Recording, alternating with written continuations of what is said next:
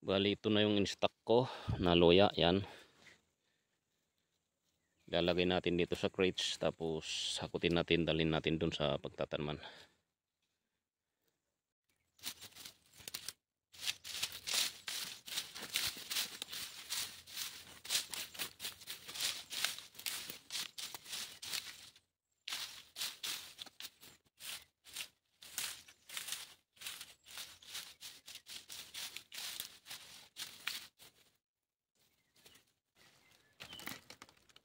Bali ito yung